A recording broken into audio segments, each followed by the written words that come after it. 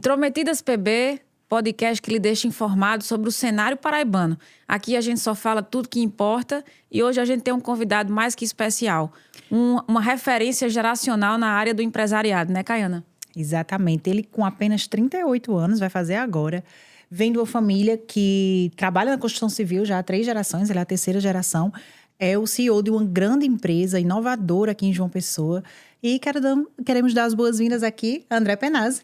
Obrigada. Oi, muito obrigado pelo convite. Intrometidas PB, Priscila e Caiano, um prazer imenso estar aqui com vocês, né, e com todo o público que vem acompanhando vocês nesse trabalho incrível aí de divulgação, acima de tudo, de pessoas da Paraíba, pessoas de outros estados também, e com certeza informação, né?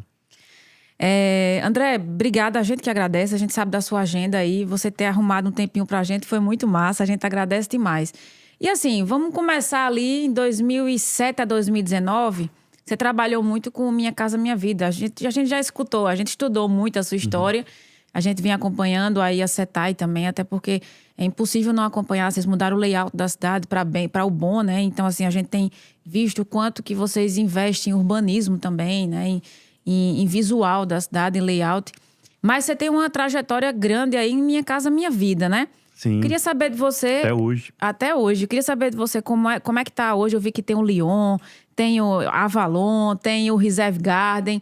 Tem várias coisas na área do Minha Casa Minha Vida. E também como o Minha Casa Minha Vida impactou a construção civil. Pra gente entender um pouco, já que você vivenciou, né? Na verdade, eu peguei do princípio, né, e comecei, como vocês falaram, assim, eu sou uma 3ª geração, então nasci na construção. Mas, particularmente, eu comecei minha carreira e a empresa vai fazer 20 anos agora, né, exatamente com 18 anos.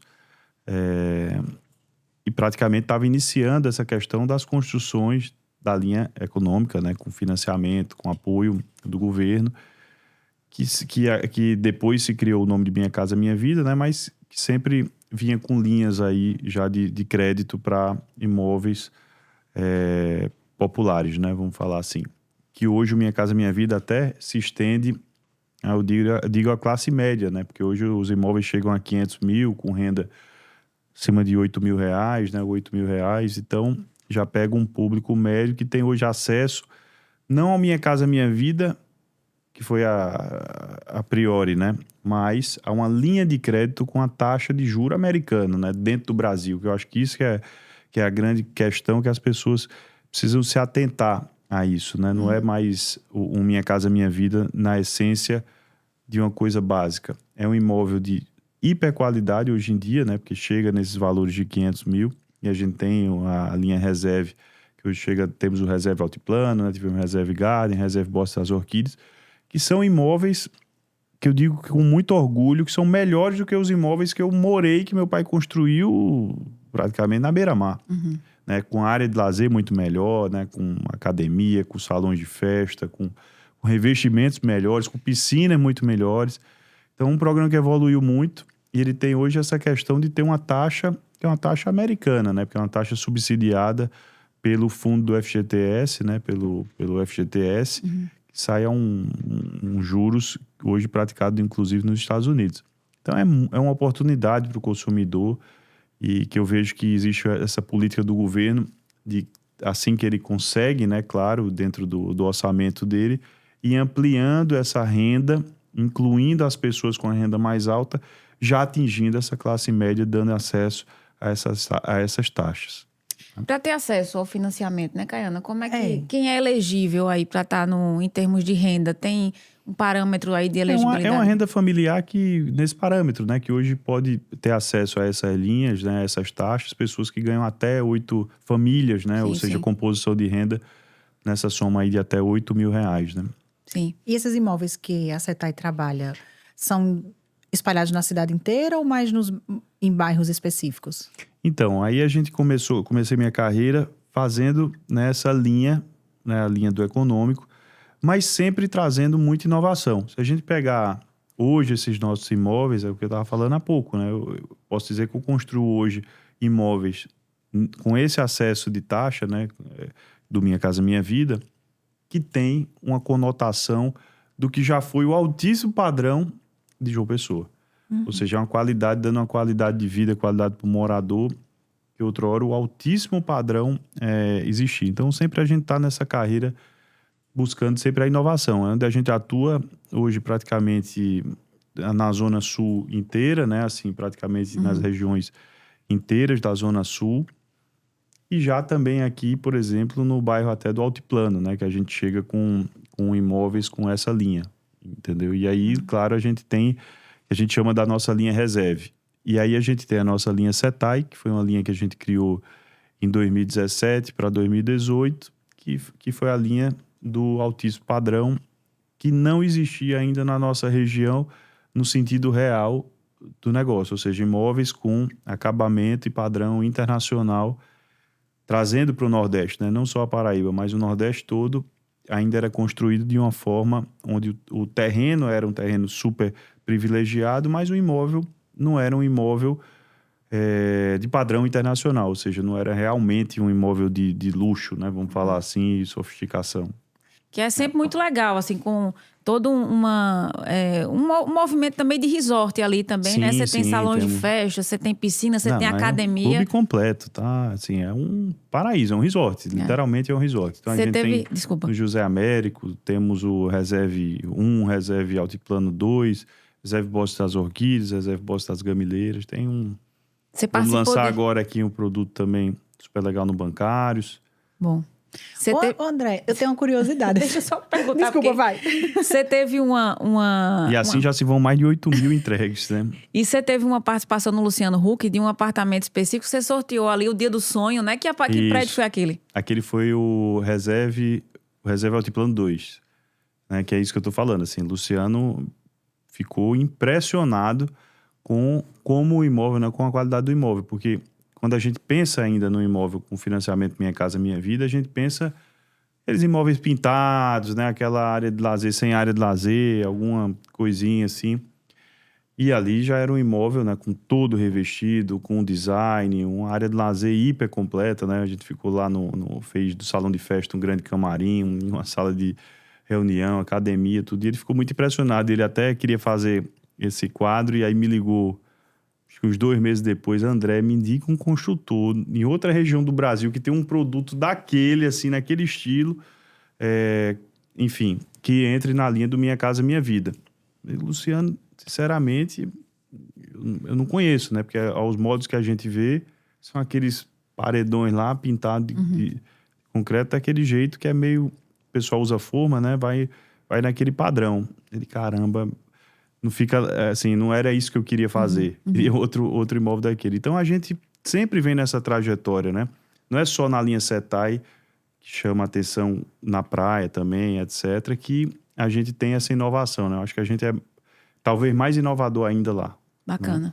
Não, a pergunta que eu queria fazer, Priscila, é porque eu percebo assim, Jardim Oceania, Altiplano, já são bairros que estão muito, muito povoados, muitos prédios, tem alguns terrenos ainda. Mas assim, na sua visão de empresário, qual bairro ou perto de João Pessoa, né, na zona metropolitana, que vai crescer nos próximos anos, que tem espaço para crescer? Tá falando de bairro, em que sentido de renda seria isso? Não, de prédio, independente da renda. Para onde o João Pessoa pode crescer? Porque a gente percebe que parece que não tem mais espaço nesses bairros que são mais né, que são mais valorizados. Assim, é engraçado essa percepção que a gente tem, de fato, da transitando na rua, né? Mas até quando a gente sobe, por exemplo, num avião, você vai ver que o avião passa em cima, assim, da cidade, etc. Outro dia eu voei de um paramotor, né? E adorei, acho uma experiência que todo mundo tem que fazer. Hiper seguro, já digo assim, também morro de medo, mas assim, foi a coisa... Me senti mais seguro até do que no avião, porque parece que flutua sozinho o negócio. Mas de cima você vê que tem muita casa, muita ainda região... Mesmo nesses bairros aparentemente povoados, você ainda tem muito que se fazer, né? E é inevitável. Você vê, por exemplo, Recife não. Recife é uma cidade que ela não tem mais terreno. Praticamente é uma cidade sem terreno, né? Que já foi muito construída. Tem 3 vezes a população de João Pessoa. 3 vezes. E num território menor de João Pessoa. Na verdade, é o menor território de capital do país. A gente também está lá. E lá, sim, é bem difícil, né? Imagina 3 vezes mais com menos território. E ainda com aqueles problemas que é uma cidade mais baixa, né? Tem as zonas dos mangues, etc. Então, João Pessoa ainda tem muito que crescer em todos os bairros e todas as regiões. Apesar de tudo, ainda tem muita disponibilidade. Então, deixa eu insistir mais um pouquinho nessa pergunta. Se fosse para investir hoje, André, eu quero investir, tenho um dinheiro. Qual bairro você acha que vai valorizar mais daqui a uns anos? Eu acho que, qual é a sua percepção? Eu acho que aqui a gente tem uma democracia de uma cidade que conseguiu ser bem construída. Quando vocês me perguntaram assim, em relação ao Minha Casa Minha Vida, eu acho que o Minha Casa Minha Vida, ele entrou no momento que João Pessoa, de repente, fosse tomar um caminho diferente de urbanização. Se não existisse um programa social de estruturação de bairros, né, de regiões, etc., a gente, de repente, fosse uma cidade que tivesse de ser resolvido com favela, que é tragédia, né? Assim, tragédia não em questão visual urbanística, mas em questão até humanitária, social, né? Porque não é uma solução legal. Ninguém quer ver ninguém morando numa casa sem infraestrutura, né? Sem saneamento, etc. Então, a cidade, na hora que ia crescer, ela chegou o programa. Então, toda essa região, toda a cidade, ela foi crescendo, desfavelizando. Pelo contrário, né? Até as favelas que tinha hoje são mais seguras, né? Relativamente, e elas se desadensaram. Foi muito legal. Então, João Pessoa, ela tem um equilíbrio de preço. Se você pegar a orla de João Pessoa, do alto padrão, ela tem um preço similar do Cabo Branco, Ponta de Campina, Camboinha, você tem o mesmo valor de metro quadrado. Estamos falando de 20 quilômetros, Bessa, está falando de 20 quilômetros aí, 25 quilômetros de orla, né, da ponta do Cabo Branco ao final de Cabedelo, que hoje praticamente tem o mesmo valor de metro quadrado. Por quê? Porque não existe um desordenamento urbanístico, né? Não existe favelização, né? Não existe nada. Ao mesmo tempo, na zona sul, né? Que a gente chama, onde tem muito imóvel do Minha Casa Minha Vida, né? Os bairros de Gramame, Mangabeira, José Américo, enfim, todos os que a gente conhece. Também, apesar de tudo, existe um equilíbrio de preço. Então, hoje, a opção é muito de acordo com o estilo de vida das pessoas, né? Eu acho que isso que ficou a grande democracia da nossa cidade é o estilo de vida de cada um. Perfeito. Por exemplo, a gente tá falando agora de surf, né? Que você surfa e eu surfo, cara. Então, Intermares. Então, não é porque Intermares é mais barato ou é mais caro. É o nosso estilo de vida, de repente, é um lugar que seja muito agradável ao que a gente quer. Alô, pessoal da Praia do Macaco. É isso aí. E, bom, se eu gosto de calçadão, vou lá ter calçadão de Cabo Branco, tem um trecho de calçadão lá no final do Bessa, né? Jardim Oceania, já perto de Intermares, Manaíra, Tambaú. Então, assim, tem praias que gente que quer pé na areia, tem trecho do Bessa, tem outros trechos. Então, depende do estilo de vida. E aí tem os parques, né? Porque no Bessa tem muita questão dos parques, tem um altiplano. Eu acho que a gente tem uma cidade muito de estilo de vida. A gente tem a felicidade de morar numa cidade que ela pode abrigar pessoas de diferentes tribos com diferentes estilos de vida. E, na mesma coisa, a gente vai para a Zona Sul, que também tem pessoas que querem ter um comércio mais pujante, como tem Mangabeira, querem ter uma privacidade maior, querem estar no bairro mais universitário, como é o Bancário. Enfim, você tem diversos bairros que mais industriais, você quer estar mais perto do seu trabalho. Então, eu acho que vai muito também do que a pessoa faz e da vida que leva, e inclusive também, se a pessoa já é local, de onde a família mora, né? De onde a região vem. Mas a gente não é uma cidade, que eu digo, de periférica, né? No sentido pejorativo. Acho que a gente é uma cidade que se vive bem, dá para se viver bem em todos os lugares. E assim, eu vejo, até fui visitar alguns dos seus empreendimentos e fui mais precisamente no Setai Beach Resort. E eu, assim, fiquei impressionada com o tamanho dele, né? Com a magnitude que é, porque o terreno é imenso. Você tem ali, você pega da ponta da praia até ali a rua, né? E eu fui visitar num sábado. 2,2 hectares. Isso numa beira-mar, no grande centro da cidade, é algo grande centro. Que não dá para imaginar. Em lugar nenhum. E eu fui visitar com um corretor, que era... E assim, os corretores que trabalham em volta da Setai, eles são sempre muito alegres, muito assim, satisfeitos com a Setai, com o direcionamento que a Setai dá. E aí eu fui ver esse empreendimento específico, que tem a projeção de ter um café de la musique ali dentro, enfim, várias coisas. E eu achei, o que me chamou a atenção na visita foi a receptividade das pessoas que estavam lá. Então, o pedreiro era sorrindo, a galera que estava lá veio me receber na hora. Então, assim, primeiro também fazer essa referência também, né? Essa coisa que você não se preocupa não só tá ali fazendo grandes empreendimentos, mas também trazendo bem-estar para quem trabalha contigo. Então, parabéns por isso, né? E outro ponto que me chama a atenção é o teu brand, cara. É assim, muito massa. Você tem uma visão além, que você misturou moda com automobilismo. Você tem Sandro Barros aí como referência. Aí daqui a pouco Pininfarina, agora Aston Martin. Então, assim, como é que surgiu esse brand, né? né? Todos, né? Além dos esportes. Como é que surgiu esse brand? Isso é tudo da tua cabeça, assim, foi você que imaginou? Eu acho que, na verdade, a gente não se preocupa no sentido da construção, né? A gente olha muito a questão do ser humano, né? E lógico que não é só eu, isso acho que é todo um time, né? A minha parte que cabe, assim, de repente, é ouvir outras pessoas, né? Tem gestores, tem pessoas que não gostam de escutar outras pessoas. Então, eu escuto, né? A gente vende para diversas pessoas, para diversos tipos de vida, né? Então, a gente precisa escutar e se encaixar em tudo. Então, nosso brand é engraçado, porque o que eu vejo hoje no Brasil, eu acho que posso estar muito errado até, né? Não sei como é que isso tudo foi acontecendo. Eu não invisto em lead. Praticamente, lead você fica pagando para fazer aquelas captações na internet. Então, assim, com muitas empresas fazem o institucional. Eu invisto na vida, né? Então, assim, a gente não está aqui se preocupando com o resultado de vendas, né? Muita empresa é focada em venda. A gente é focado no produto.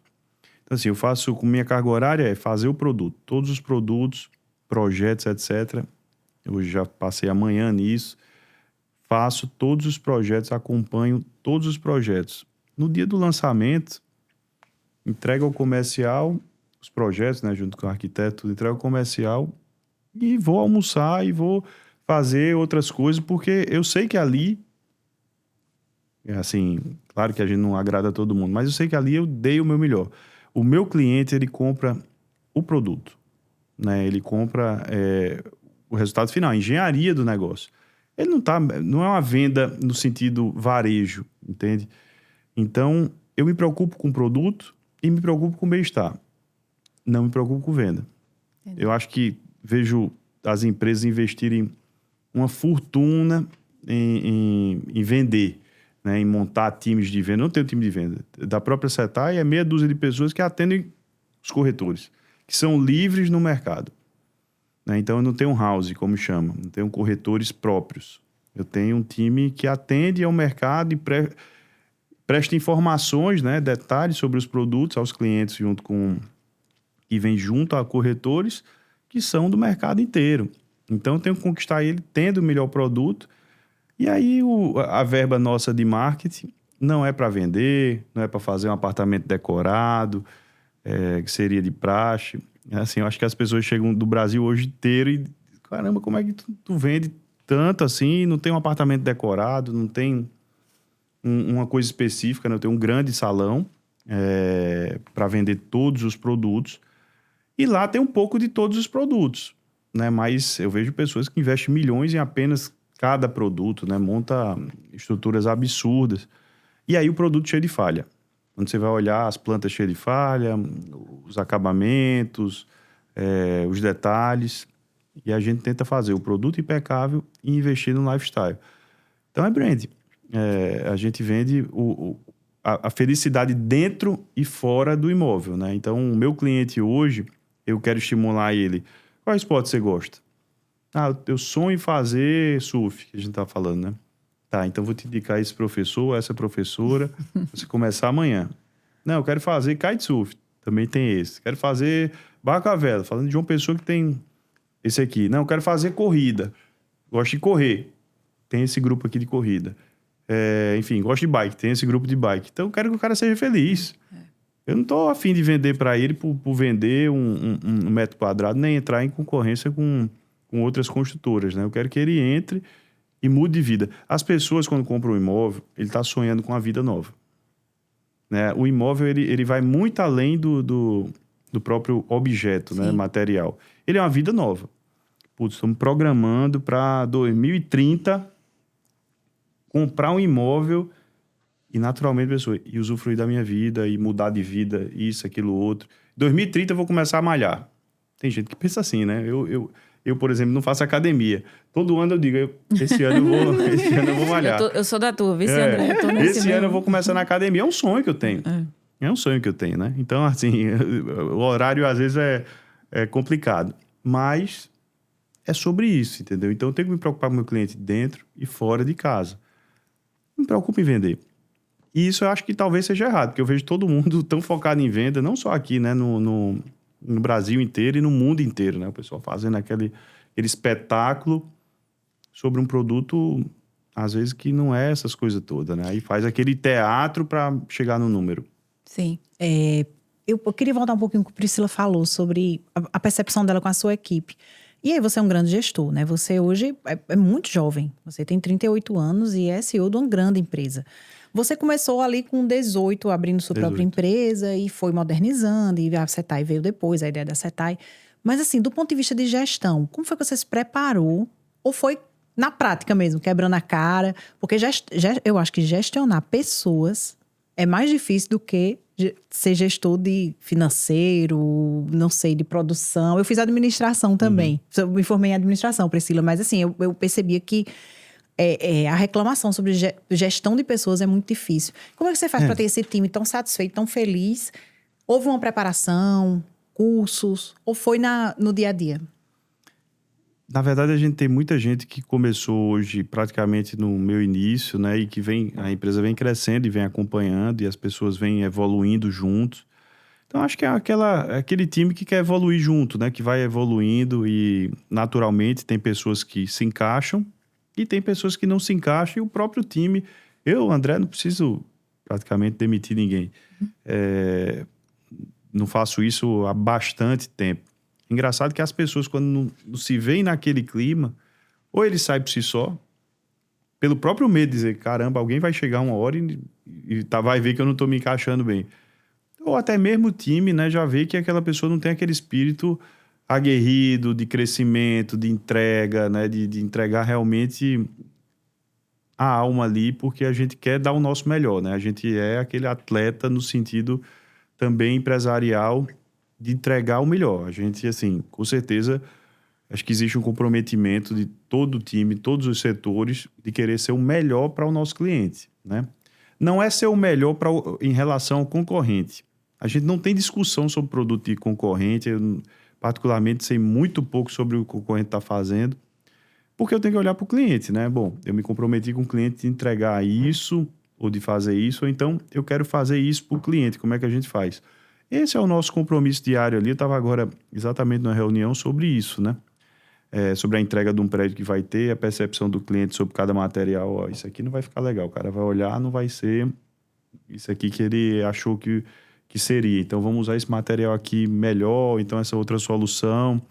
Então, a gente discute muito a engenharia, né, da coisa, no sentido de que a gente quer ser o melhor que a gente pode dentro do compromisso que a gente tem. Isso é um espírito que foi sendo criado, né? Numa empresa que começou com 10 pessoas há 20 anos, né? E hoje tem 2.500 pessoas praticamente.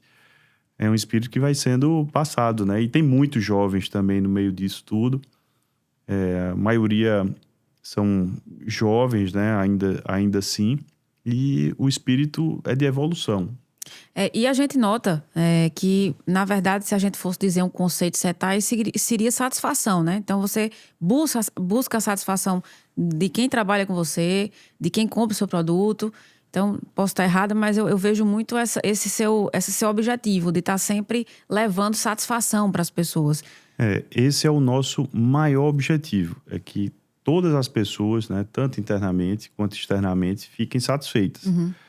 Estar satisfeito também é um conceito que a gente tem que primeiro olhar e dizer, o que é satisfação? Né?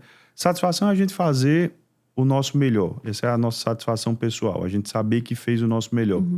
E a satisfação que a gente espera para as pessoas, eu digo isso o time todo, é que as pessoas olhem em todo o entorno e dizer, caramba, é isso que o grupo Setai, né, hoje, me entregou. Caramba, toda a vizinhança aqui desse meu empreendimento é muito diferente, né? Assim, em acabamento, isso, aquilo, outro. Claro que em cada produto a gente sempre quer se superar, sempre a gente queria ter melhor, claro que pode existir falha, tudo, mas a gente quer, pelo menos, pessoalmente, ter essa satisfação de que, vamos olhar aqui, o que teoricamente seria concorrente ou do bairro desse produto. Caramba, entregamos algo muito superior. Vamos falar desde Minha Casa Minha Vida, né? Vamos lá, o que a gente estava falando do Luciano agora, que é a percepção dele. Caramba, ninguém faz isso. Ah, claro, a gente quer melhorar toda hora. Mas vamos olhar aqui, o mercado está muito longe disso. A gente espera que as pessoas fiquem satisfeitas. Na linha Setai, idem, né? Eu acho que é esse mesmo espírito, né? A gente olha os produtos, né, que estão ali na região, que estão no bairro, que estão vizinho, e é um produto que se sobressai, né, no sentido completo da coisa, né? Então, eu acho que é esse o nosso conceito, né? Sempre entregar mais, a gente espera, claro que a gente fica feliz se for elogiado e que as pessoas que a gente fez esse trabalho fiquem felizes. E naturalmente, André, quando você fala assim, não estou muito preocupado em vender, mas eu acho interessante o network que você cria, que nada mais network é um ecossistema de venda também, né? Você cria um ecossistema de venda para aquele público específico e você criou um ecossistema de venda para os ultra luxuosos, né? Ou seja, os ultra ricos também, que a gente pode assim dizer. Muito embora esse conceito também seja muito relativo, né? Mas dentro dessa linha de ultra luxo, você conseguiu chegar a patamares incríveis, né? A gente vê que você tem network na Suíça, você tem... mas também você não deixa o network em Pernambuco, com o André, por exemplo, te vejo muito com o André. Também não deixa o network em Campina Grande, que você tem Breno ali. Então, esse dinamismo de ecossistemas que você participa lhe faz com que você venda seu produto em qualquer lugar que você esteja, porque você é dinâmico, você está sempre nesses grupos, né? E hoje um dos principais desafios para quem é profissional é entrar nesses networks. Como é que foi? Como é que é essa sua ligação com essas pessoas? Como é que é, André? Isso é natural seu? Sempre foi? É natural. Em qualquer lugar que eu estiver, né? E eu sempre vou buscar levar algo de bom, trazer algo de bom, né? Então, sempre vou tentar ajudar pessoas com informações, com nosso produto, enfim. E da mesma forma, as pessoas acabam se relacionando com a gente, fazendo negócio com a gente. Acho que tudo sempre flui super natural. Acho que tudo que é forçado, quando você tenta forçar demais uma barra, você não consegue entrar naquela porta, né? Então, acho que o jeito natural, ele abre muito mais portas do que forçação, né? Tem gente que é muito artificial, que você vê que tá muito faminto de fazer negócio, né? Quando você vê uma pessoa muito, assim... Ansioso, muito né? ansioso para fazer alguma coisa, para falar, para fazer um negócio com você, aquilo ali não soa... E aí eu tô falando nada a ver com propriamente com o nosso negócio. Mas quando você vê pessoas nesse perfil, você foge... Eu ou qualquer outro empresário foge, né? Mas quando as coisas são naturais, conversas são naturais, as coisas começam e acabam tendo essa relação, se tornando uma relação comercial, pessoal, etc. Então, assim, muitas viagens que eu já fiz, fui sem esperar nada, fui a contragosto, porque tinha que fazer, de repente, um determinado compromisso, abri mão do meu fim de semana, abri mão da praia aqui, que eu adoro. Por mim, eu nem saía daqui, né? Sinceramente, é o lugar que eu mais gosto. Então, muitas vezes eu vou a contragosto. Mas é impressionante, como toda viagem, sempre acontece alguma coisa, sempre eu vou conhecer alguém que vai trazer uma informação, que vai trazer um negócio, naturalmente, né? E isso vai... Então, sempre estar aberto às oportunidades, né? Sempre estar atento, né? Eu sempre estou atento. Como é que surgiu essa proximidade com o Álvaro Garneiro? Ele veio aqui fazer o 50 por 1? Como é que foi essa história? Não, ele veio aqui a meu convite. Ele estava em Noronha gravando na pandemia. E a gente já tinha um relacionamento, né? Já tinha amizade, vamos dizer assim. Putz, estou aqui em Noronha, depois vou para... Na época, não sei se era Milagres, enfim, alguma praia perto. E aí tenho 3 dias de parada aí. André, vou aí na tua casa dar uma visitada, que eu fui na Paraíba há 20 anos. Tava com a equipe toda. Mas foi uma coisa assim, é isso que eu digo, oportunidade. Chegou aqui, acabou virando uma semana. Álvaro, eu digo, não tem um juízo bom. Já atrasou lá no compromisso que tinha, porque ficou aqui uma semana, chegou e disse, caramba, a Paraíba que eu conheci há 20 anos não é essa. Porque ele veio só, com a equipe, ninguém mostrou a ele as belezas de verdade, a cultura, etc. Então, pedi a vários amigos aqui locais ligados ao turismo, ligados a tudo. Qual é a programação que eu faço com o Álvaro? Aí gastronômica, etc. Acabou ficando uma semana. A equipe, no segundo dia, já disse, vamos pegando isso aqui. E virou 4 programas do 50 por 1 em janeiro. Entendi. Qual é o preço disso para Paraíba? Se o governo, de repente, fosse pagar um negócio desse, era milhões e milhões e milhões. Mas foi uma coisa natural que aconteceu e que beneficiou todo o turismo, a construção, o comércio. Por acaso, estava nessa época, início da pandemia, e aí a Paraíba foi um dos destinos mais visitados aí na pandemia. Tenho certeza que a contribuição do 50 por 1 em 4 finais de semana, domingo espetacular, foi espetacular, né? Então, foi um presente que ele deu. E você vê, não tinha negócio com o Álvaro. E aí, hoje, 2025, 24 e 25, né, da amizade, ele acabou virando nosso embaixador agora, Setai. Olha isso. Né? E é isso, a gente vai... E com o João Adib, vocês fizeram uma dobradinha que foi parar no Luciano Huck, né? Então, é outro tipo de publicidade que traz muita visibilidade para Paraíba também. Mas João é meu amigo há quase 10 anos já. Então, assim, antes dessa... Também da CIMED nesse fenômeno dele, nesse fenômeno de redes sociais também. Até minha rede social era também bem diferente, né? Então, a gente se conheceu também em outro período e ali eu acho que foi, de repente, o primeiro negócio, assim, entre aspas, porque o programa era em relação também à CIMED e eu era o amigo que tinha construção, que atendia aquele programa, aquele negócio, então foi aquilo tudo que naturalmente, novamente, aconteceu, né? Então foi muito legal. E aí, novamente, Paraíba em evidência, etc. Então sempre é naturalmente, sabe? Não tem como a gente prever certas coisas. Assim, literalmente aconteceu, combinou hoje, semana que vem tá acontecendo, sabe? É o fluxo. Quando você, né, bota a coisa no fluxo. E assim, pra gente, é nossa surpresa, esses dias apareceu aí na Forbes, né, o Aston Martin, né, essa divulgação. Qual a expectativa? Como é que foi essa construção para que você trouxesse esse brand, essa marca para cá? E aí a gente já vem nessa caminhada também com os brands, né? Desde o Pininfarina, e aí tem outras brands também, e todo mundo se conhece, todo mundo. Eu tô gostando de fazer empreendimento assim. Tem um amigo meu que é de outra, tem outro amigo meu que trabalha em outra. É um mundo pequeno. No final, todo mundo se conhece. E aí esse relacionamento surgiu. Aston Martin, assim, é uma marca exclusiva, muito exclusiva, no sentido, principalmente também do imobiliário. Tem um prédio em Miami, que é o empreendimento. Em Dubai, aí agora vamos fazer em Tóquio. E eu consegui trazer para cá, né? Para nossa região.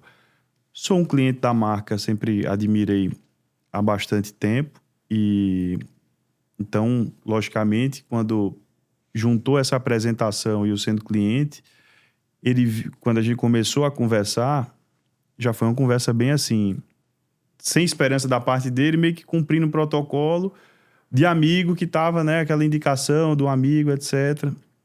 Cara, já foi praticamente dando aquele não, né, assim, aquela coisa, não sei, já conversei com outras pessoas do Brasil e tudo, talvez não sei, porque é difícil, tem uma série de compromissos, tem uma série de compliances, etc. E eu digo, tudo bem, tô pronto, tô preparado. E aí eu acho que isso não é aquela maneira inglesa de ser, né? Digo, tô preparado, isso tudo que você tá falando. Você tá preparado mesmo? E aí, assim, foi quando ele me levou a sério, né? O pessoal, o time me levou a sério. Tô. E aí já fui mandando tudo que eles pediram, né? E aí foi aquele namoro que virou aí um casamento e uma história para o país, né, inteiro. E é lógico que a gente hoje está numa região de desejo do Brasil inteiro, né? Não é um desejo só local, né? É um desejo do país inteiro. Então, é um empreendimento para atender uma demanda nacional, né? Brasileira. Não é um empreendimento apenas para atender uma demanda local. E engraçado que a concessionária que tem da Aston Martin de São Paulo que conheço demais pessoal também, a gente é cliente. O pessoal, quando saiu a matéria, me ligou, disse: André, tem vários e vários clientes. Rio de Janeiro, Olha São isso. Paulo, Salvador. Todo mundo perguntando como é o prédio e a turma quer comprar, né? E sabendo que é Paraíba, né? E aí a gente está falando de um público altamente seletivo, né? Altamente seleto. E já manifestando interesse com a própria concessionária. Disse: não, mas é de um outro cliente que está nesse outro braço da empresa. Então, veja como o mundo vai aproximando, né? Se aproximando aqui também da nossa região, da Paraíba, né? E fora que recebi muita mensagem de pessoas do mundo inteiro. Saiu na Forbes Portugal esse final de semana, no legal. sábado, né? A gente foi surpreso com isso, mandaram de lá, que foi exatamente o que a gente estava falando. Por acaso eu estava um ano numa missão com o governo, prospectando Paraíba. Com o governo do estado na Feira de Turismo Internacional, né? Aqui o polo turístico. E aí você sai um empreendimento na Forbes Portugal, na Paraíba, da Aston Martin, entendeu? Então, assim, eu acho que isso é legal, né? Não falei sobre isso com o pessoal do governo, mas é legal, eu acho que isso até para o estado, porque vai dizer, ó, tá vendo aí, tudo que eu disse há um ano atrás está acontecendo aqui na Paraíba, Aston Martin, etc., tá aqui como destaque, né, no estado. Então, as coisas vão acontecendo sempre de uma maneira, eu diria até mágica, né? Assim, é aquela sorte, né, que acompanha o trabalho mesmo. André, assim, o turismo na Paraíba vem crescendo exponencialmente. A gente vê a cada verão uma quantidade maior de turistas. E você falou agora sobre esse perfil do cliente desse novo empreendimento, que é um perfil nacional e até internacional, digamos assim. O AAA, não é? Que vocês falam que é aquela parte da clientela super alta. Você percebe na Paraíba hoje, né, o que a gente já tem de bom para receber esse turista ou essa pessoa que vem morar aqui, e o que é que ainda precisa melhorar do ponto de vista, não sei, de infraestrutura, de atendimento ao cliente? Qual é a sua percepção? Acho que a gente está se estruturando cada dia mais como cidade. Nós, paraibanos, a gente conhece bem a qualidade de cada lugar, o que fazer, etc. Particularmente, a gente sabe usufruir a Paraíba, né? Como cidadão. Poxa, eu sei onde encontrar cada coisa do que eu gosto de fazer. Ou ainda, se eu quiser fazer, eu sei onde buscar. Eu me pergunto se o turista sabe disso. Se essa informação já está sendo muito bem passada, né? Por exemplo, turista que quer fazer determinada atividade. Ele sabe encontrar isso? Como é que ele encontra? Está sendo fácil? Porque se a gente olhar bem, eu fui agora no Carnaval do Rio, recebi até uma pessoa muito ilustre do mundo todo, que é o Tonino Lamborghini, que é o filho do 78 anos. Voltou depois de 50 anos no Carnaval do Rio. Foi com o pai, que era o fundador da Lamborghini, ainda vivo. E voltou com 78 anos, ele foi levado no Carnaval do Rio com Álvaro Garneira, no camarote Álvaro.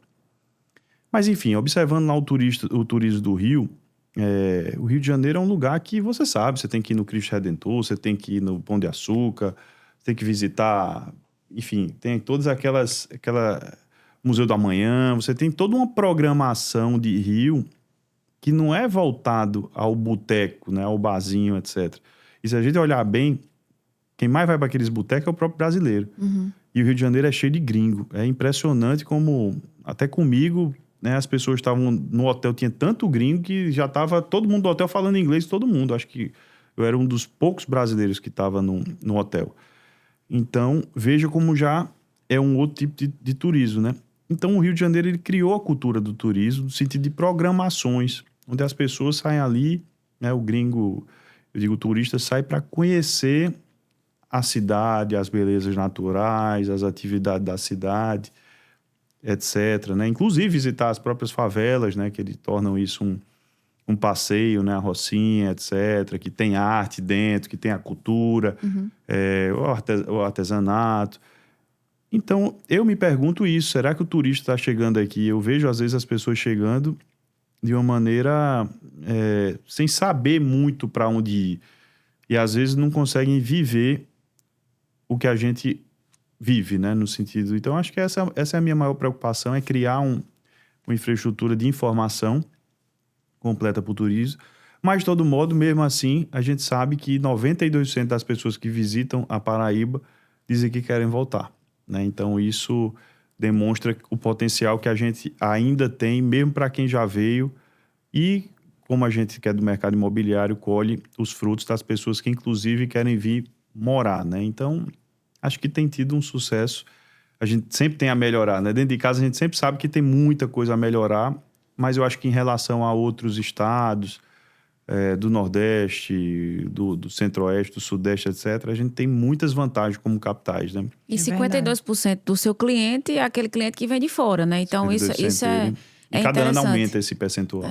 Nós temos agora o polo turístico e não só o polo turístico, né? Porque temos também agora uma assinatura do Vila Galé, né? Também ali com o Cícero e o governador que teve agora em Portugal. Então, a gente... no centro histórico. Exatamente, no centro histórico, né? Eu converso muito com o Tiago, trabalho na prefeitura, na parte de PPPs e concessões. Então, a gente está sempre ali, tem uma ideia para o Hotel Globo. Então, a gente está num momento de crescimento, de infraestrutura de crescimento. Até que ponto também, você participou também, né? Você acabou de dizer, né? Que foi para Portugal, fazer toda essa divulgação. O que a gente tem que esperar ali do polo turístico? Eu sei que muita gente, a galera não sabe ainda o que é que vem no polo turístico. Qual o potencial daquilo ali? Aquilo ali eu acho que é um potencial infinito, né? Assim, não dá para medir ainda o quanto aquilo ali vai fazer o turismo real, eu digo no sentido de um turismo como hoje a gente vê em capitais sólidas, como o próprio Rio de Janeiro, né? Que traz um turismo de gringo, né? Do exterior, de alta qualidade, né? De alta renda. Então, acho que o polo turístico ele está focado também em trazer um turista de alta renda. O turista de alta renda, a gente tem que pensar que ele é um turista que, como ele vem com mais dinheiro, ele vai deixar na cidade um melhor fluxo de emprego, né? Para toda a cadeia do comércio, do artesanato, da arte. O turista de alta renda, ele leva a arte. É porque, às vezes, a gente pensa que certas coisas são ruins, né? Mas, na verdade, são boas para todo mundo, né? Então... turista de alta renda, ele investe em arte, em artesanato. Ele visita o centro histórico, ele valoriza a história, né? Ele valoriza passeios, né? Então, ele gera um emprego muito na questão dos passeios, né? Dos guias de turismo, das pessoas que têm os bus, as coisas que fazem litorais, né? Então, ele faz uma gastronomia, né? Ele faz também... Ele investe na gastronomia, vamos dizer assim. Ele vai em bons restaurantes, em bons bares, e isso faz com que se gere também um aumento de emprego, né? Do que, por exemplo, o turista, quando ele vem com menos dinheiro, que ele acaba indo em pontos onde não tem, às vezes, nem garçom, etc. Ou seja, ele não gera tanto emprego quanto um turista de alta renda, que ele investe em gastronomias que geram mais emprego, né? Porque tem mais serviço. Quanto mais serviço, mais emprego.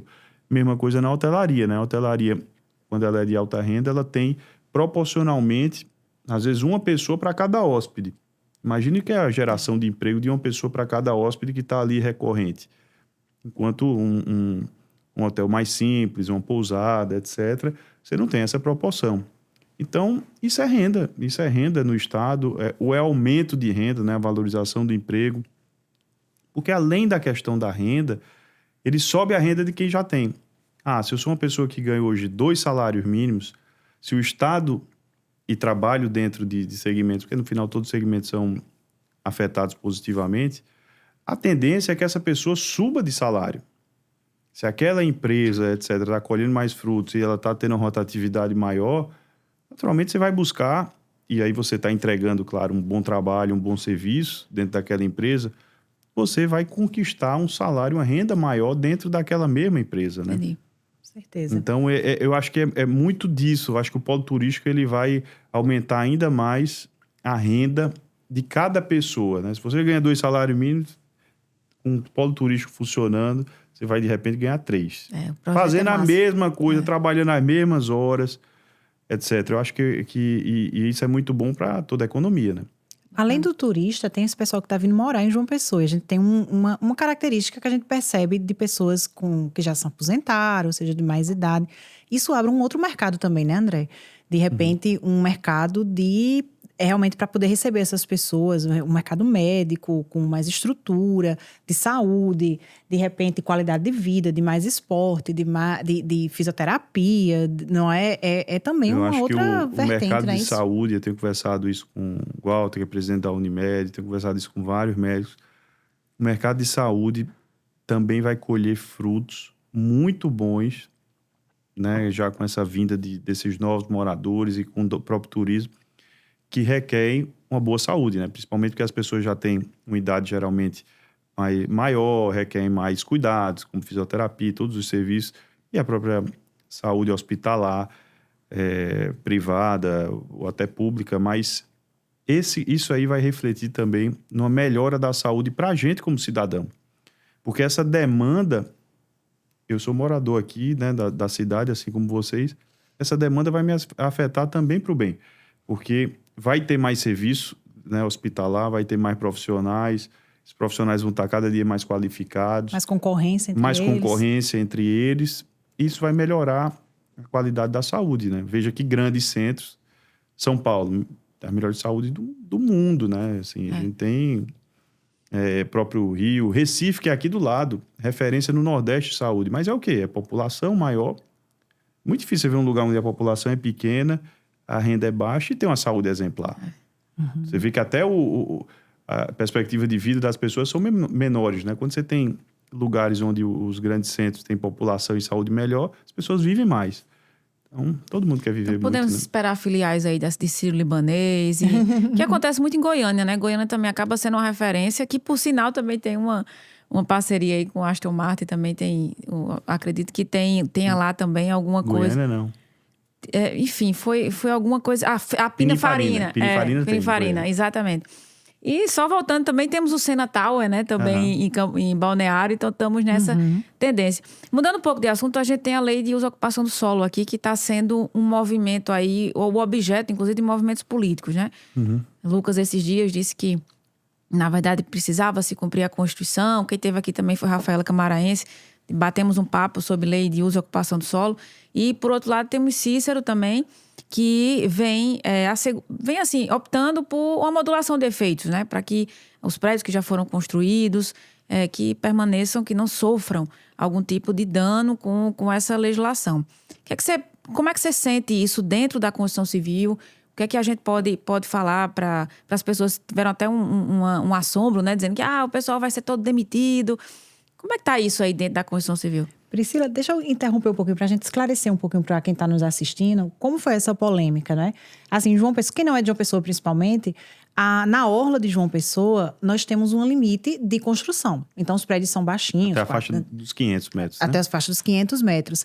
E aí, o que acontece é que essa é uma legislação super rígida e ela foi flexibilizada em 2024, não é isso? Sim. Com uma legislação da prefeitura e os prédios, as construtoras, elas foram autorizadas a construir prédios um pouco maior. E aí, depois, esse artigo 62 da lei complementar, ele foi declarado inconstitucional em relação à Constituição Estadual da Paraíba e ficou esse limbo jurídico aí. Quem já estava autorizado a construir, quem já tinha construído, inclusive, teria que derrubar o prédio, não teria que derrubar, as construções ficam paradas. E agora essa questão está no STF para ser decidida. E estamos aí nessa questão, né? E aí, volto de novo a palavra para André, para ele falar um pouco do ponto de vista das construtoras, né? Em relação... Até oportunidade para dizer que dentro desse período, né, de 24 a 25, a gente não teve nenhum projeto que hoje está com esse cenário de questionamento, etc., que é a dor de muitos colegas aí que lançaram projetos ou construíram projetos nesse período com essa legislação que está sendo tema desse debate, né? Que ora é político, ora é jurídico, etc. Isso, de certa maneira, então posso, mesmo estando fora desse problema efetivamente, mas estando dentro do segmento, isso é algo que não é positivo, né? No sentido que é um conflito que atrapalha como um todo, eu acho que o desenvolvimento e o momento da cidade. A dia de hoje, todos os projetos que estão de 0 a 500 metros não tem como ser aprovados ou tirar bids, porque está sem lei, né? Vamos dizer assim, a legislação uns dizem que a antiga está valendo, mas a antiga não casa com parte da lei nova que está valendo, então não existe um casamento, de modo que a gente está um grande período aí sem poder construir nada nessa faixa primeira dos 500 metros.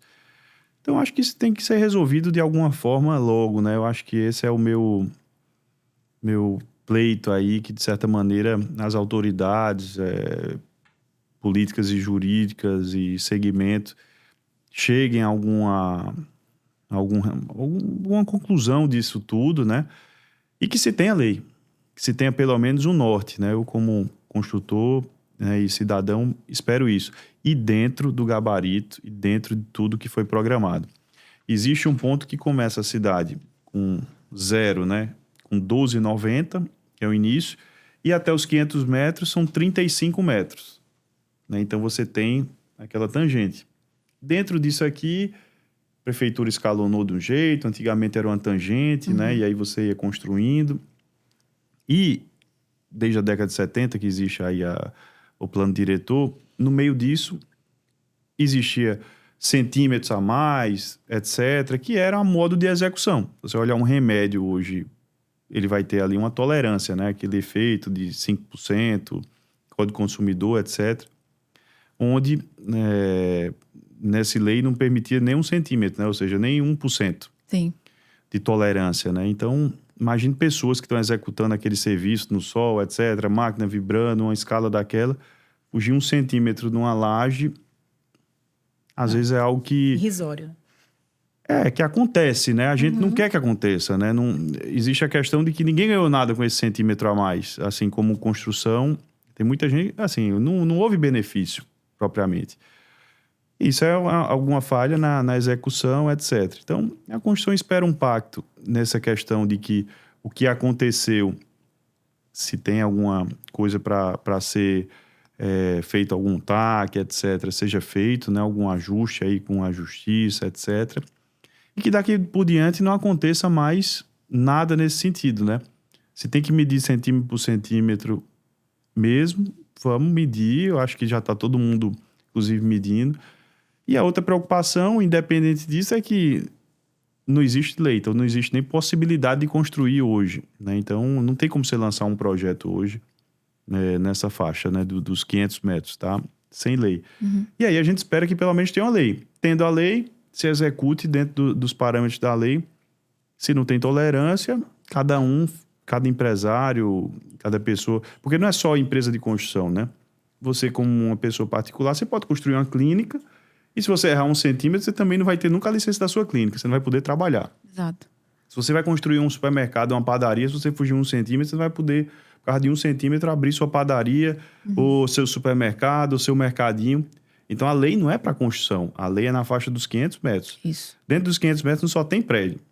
Tem muito comércio, tem muito emprego, tem muita gente, tem muita construção particular, tem muita casa, né, também. Então, assim, tem uma diversidade aí que se pensa às vezes que é só construção, mas não é construção. Tem muita gente que pode ser afetada e muitos empregos Perfeito. no meio disso tudo. É porque, claro, construção deve ser metade desse pacote aí, deve ser construção, né? Então, com certeza, está gritando mais do que uma pessoa individual gritaria, né? Porque é um segmento que tem um Sinduscom, um sindicato, então é mais fácil o sindicato falar. Mas quando você está sozinho falando, você está, às vezes, com um problema imenso, maior do que o de uma construtora, e não tem nem a quem gritar, porque você não tem voz, né? Entendi. Então é isso que, como cidadão e como empresário que também gera emprego e precisa ter frente de obra para ter a permanência dos empregos, eu espero, né, que isso tudo se resolve. As pessoas que eu conheço de todos os lados, né, seja do político, seja do jurídico, eu sempre clamo a eles, né, sempre chego e digo, meu amigo, pelo amor de Deus, Vamos acabar com Resolva. isso. acho uma solução para essa guerra. Está parecendo essas guerras aqui. Não tem vencedor nisso, assim. Eu acho que está todo mundo perdendo, né? Não vamos deixar vaidades, não vamos... Eu acho que... Agora, claro, eu acho que o Ministério Público, as autoridades, quando eles ficaram atentos que tinha um furo de 1 centímetro, 2, 10, 20, e tomaram a medida, Eu acho que eles fizeram o papel institucional deles. Sim, Senão eles também... sim. Qual era o motivo deles existirem? Se eles não fizessem Exatamente. a vista grossa, né? Então também, como empresário e como cidadão, eu não posso esperar. Eu digo, ele tá certo. Não vamos fazer vista grossa. Se eu tiver de pagar uma sanção um dia, né? Eu posso ter errado amanhã. Bom, vou ter que pagar uma pena, né? Eu sei que se eu beber e dirigir, eu não sei que eu vou... Você pega numa lei seca e vou... Enfim, ser apreendido, tem todas as sanções. Na profissão, idem. Então, cada um que faça seus projetos, suas construções, seja pessoa física ou jurídica, dentro da lei. Então, eles estão corretos. De certa maneira, eles estão corretos. Aí vem a questão política, você estava falando. Bom, eu espero que isso se resolva agora o quanto antes, né? Eu acho que é um sofrimento, sim. Vou dizer que esse verão a gente perdeu muito como segmento. Você não teve lançamentos na cidade de João Pessoa. E naturalmente, sem lançamentos, não há venda. Então, imagine o que você estava falando, cara. Muitos turistas vieram. Foi o verão mais turístico. E aí, esses turistas, naturalmente, não compram nada em João Pessoa. O que acontece? Eles voltam para a cidade deles, ou visitam outra cidade e compram em outra cidade. Bem lembrado. Ou compram na cidade deles. Você sabe que é uma pessoa comprar um flat de 300 mil reais, assim, deixar 300 mil numa cidade que nem é dele, quanto ele gera de emprego, é material, é o emprego que ele deixou tudo ali naquele local, isso 1, 2, 3, 10, 100 pessoas. É muita renda que entra na cidade, né? Eu digo, é uma geração contínua de emprego. E esse verão, particularmente, se perdeu muito isso, né? Porque não teve lançamento e a gente é uma cidade que, como ela está num bom momento, não existe também muito estoque. Então, nem você tinha muito estoque para vender e nem tinha lançamento. Então, esse turista voltou com o bolso cheio e, de repente, gastou... Doido para comprar e sem ter lançamento. Não foi e não comprou e, às vezes, até a pessoa, quando está com vontade de gastar, também gasta, né? Então, o cara foi e comprou na cidade dele. Enfim, isso perde a nossa cidade, porque perde a arrecadação de impostos que refletem em saúde, que refletem em educação, que refletem em segurança. A gente pensa que não, mas atinge o bolso de todo mundo. Não pode ser naquele dia, mas a longo prazo, sim. Massa. Interessante, né? A gente sempre fala aqui dos aspectos políticos e jurídicos aqui não intrometidas e ver uma visão empresarial de uma questão que é política e jurídica, interessante, né? Para agregar o debate aqui. Exatamente. Tenho certeza que doutor Léo Quintão, doutora Cláudia, inclusive vou estar com a doutora Cláudia no dia 5. E me dou muito bem aproveitar aqui com o Léo e doutora Cláudia, com o Lucas, com o Cícero, assim, são pessoas, todos eu conheço, me dou muito bem, respeito o trabalho de todos, né? E é o que eu digo a eles sempre. Se tem que se cumprir a lei, vamos cumprir a lei. Vamos achar uma maneira de que as pessoas paguem o que tem que pagar, os problemas se resolvam, a cidade volte a funcionar, né? E que tudo... Tem uma vertente, viu, André, do direito aí que está muito em voga, que é o consensualismo. Então, vamos entrar no consensualismo. Doutora Cláudia, inclusive, a gente vai estar junto no dia 5, numa homenagem às mulheres, feito pela CEMOB. Vou estar lá mediando com a doutora Cláudia, com a vice-presidente da OAB. Então, a gente vai estar lá debatendo um pouco e, com certeza, a lei do espigão vai ser um dos debates também. Queria só fazer uma pausa aqui antes da gente ir para o fim, que é para fazer o sorteio da Lugs. A Lugs, André, é a nossa parceira aqui do Intrometidas PB. A Lugs, que é uma rede de fast food que tem no Brasil inteiro. Nós temos 2 unidades aqui no Shopping Tambiá e no Shopping Manaíra. E eu pedi para a produção aqui colocar o sorteio de um balde grande de frango, que é o maior balde do mundo e o melhor do mundo, o melhor frango do mundo. Então, eu queria que colocasse aqui o sorteio antes da gente caminhar para essa conversa final. André, foi rico demais a gente estar aqui debatendo. Rico literalmente, né? com tantas coisas legais e com tantas oportunidades para Paraíba e para João Pessoa especialmente. Não só para Paraíba, não especificamente, mas especialmente por estar todos os empreendimentos aqui. E que todo mundo acaba também se beneficiando. Você tem muito Campina Grandense comprando aqui em João Pessoa. Então, no final, a gente tem Setai Yacht, Setai Edition, Setai Mirage, Setai Beach Resort. Então, você tem vários setais aí sendo construídos, outros já em época de entrega. O que é que você tem mais? Tem Setai Aston Martin. Qual é o que é que tem por vir? O que é que você não falou ainda? Que pode dizer tem muita aqui? coisa legal aí por vir. É porque essa parte de lançamento sempre são segredos, né? São segredos Mas a gente se intromete, né? Então... Claro. São estratégicos, né? Na verdade, a gente sempre mantém essa estratégia. Eu digo até pro meu time comercial. Sim, imagino. Eu gosto de surpreender eles. Ó, chega no dia, como eu digo, né? Entrego o projeto ali a eles, entrego tudo e digo, agora é com vocês. Eu gosto quando eles vendem com essa emoção de descobrir aquilo ali, né? Quando você já conhece, né? Enfim, a paixão à primeira vista é um momento emocionante, né? Eu gosto sempre de surpreender. Então, sempre eu falo muito pouco sobre isso tudo que a gente está guardado aí no pipeline, mas tem muita novidade legal e, principalmente, a gente está guardando aí as 7 chaves, novidades, assim como foi o Aston Martin, uma novidade revelada, né, de futuro da Paraíba, a gente tem outras novidades tão boas quanto, né? E que, com certeza, colocam nossa cidade numa posição privilegiada de atrair mais turismo, atrair pessoas, né, de bem, né, famílias, etc., pessoas em potencial, que isso tudo cresce a cidade como um todo, né? É lógico que a gente quer um crescimento ordenado da nossa cidade, né, de infraestrutura, etc., que acompanhe, né, isso que a gente cobra aí de todas as autoridades, mas o crescimento, ele é inevitável para qualquer cidade. Se você olhar bem, Fortaleza já teve e tem um crescimento pujante, né? Você vê que tem aí também uma orla inteira construída, Recife. A gente vê que todas as cidades, Rio de Janeiro, que a gente falou, São Paulo, então todas as cidades, inevitavelmente, elas terão um momento de crescimento, né? E João Pessoa chegou a esse momento. Então, que seja bem construída, ou seja, que tenha empreendimentos que sejam um orgulho para a cidade, que sejam modernos, que sejam bonitos, né, que tenham paisagismo, gentileza urbana, que tenham fachadas ativas.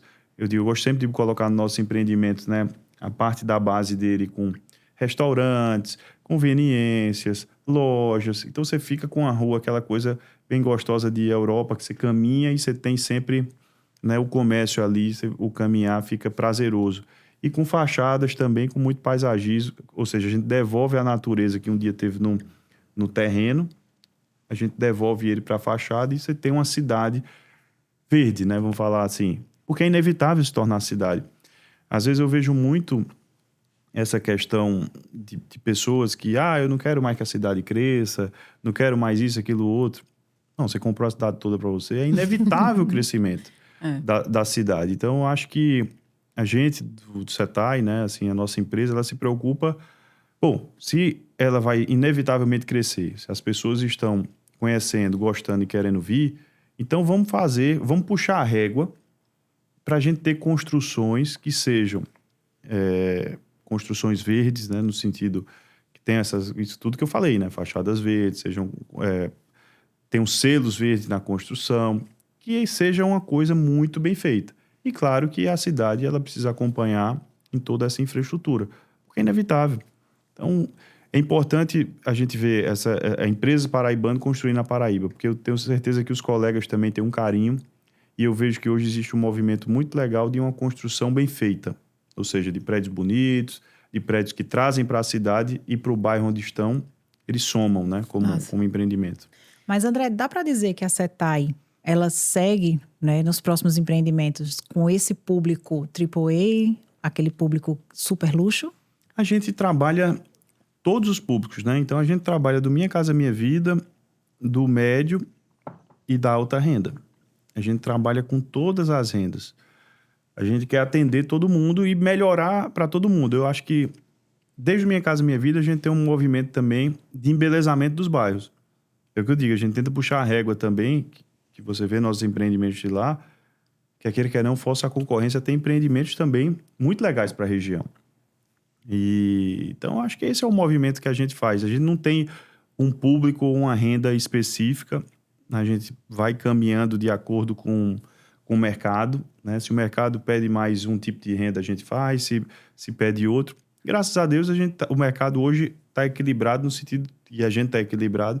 A gente tem toda a linha aí de lançamentos em todas as vertentes, né? Isso também mostra...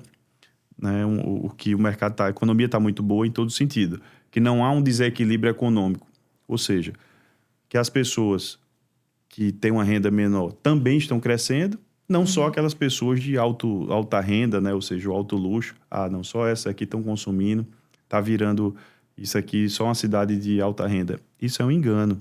Inclusive, Minha Casa Minha Vida aqui na Paraíba foi entre os 10 do país, né? Foi entre os 10 do país, mas que mais chamou financiamento, né? Ou seja, que mais vendeu no país. Então, mostra que as pessoas estão evoluindo de renda, né? Dentro do nosso estado, né? Isso é muito importante. Então, a gente agradece, André, pela sua participação e dizer o seguinte, para quem nos segue, você tem tanta a parte de empreendimentos voltados Minha Casa Minha Vida, que são lindos, os empreendimentos são maravilhosos, tem a área de lazer, tem aquele clima de resort, e temos também empreendimentos, né? A Setai tem também empreendimentos para quem, de fato, está nesse mercado de luxo. Então, é um movimento, é um empreendimento dinâmico, né? Ou seja, a gente tem uma empresa dinâmica e, ao mesmo tempo, a gente tem um empreendedor dinâmico. Porque você é surfista, acho que o imobiliário é só a vertente que você trabalha. Você é surfista, tocador de guitarra, um cara bom de papo e acessível demais. Então, obrigada e Sou maluqueiro, tô nem aí tô muito aí pra muita coisa, não. Assim, eu no sentido de que eu valorizo as pessoas, valorizo a vida boa, a vida natural, né? Não tem essa questão de... Eu não tenho muito apego, assim... Acho que as pessoas até esperam que eu tenha mais apego a materiais ou até pessoais, né? Eu não tenho essa seleção, assim... Eu acordo de um dia e do outro dia acordo de outro jeito. Não tenho muito essa linha... Tirador de onda, não, tá né? ali sempre tirando uma onda com o Matheus, né? Acho que é Matheus, aquele... Tá uma turma boa aí. Ali, tô lhe acompanhando. Então, sigam André Penazzi no Instagram, Grupo Setai também no Instagram. Pra gente foi uma honra ter você aqui. Adoramos, André. Prazer todo meu. Conhecer um pouco de como é ser gestor de uma empresa dessa, sendo tão jovem. Acho que isso inspira muitos jovens que querem empreender. Conhecer um pouquinho sobre sua visão do mercado. Foi incrível. Muito obrigada. E André Penazzi aí, assistam, compartilhem. Nos sigam, intrometidas.pb. Não, ponto não. Intrometidas.pb. Priscila Maciel PB. caianavilar.pb. E André Penazzi GP. Guedes Pereira, né? O grupo Guedes Pereira, que é a nossa família. A matriz, né? É. Um prazer, viu? Prazer todo Gente, meu. obrigada. Até a Obrigado, próxima. pessoal.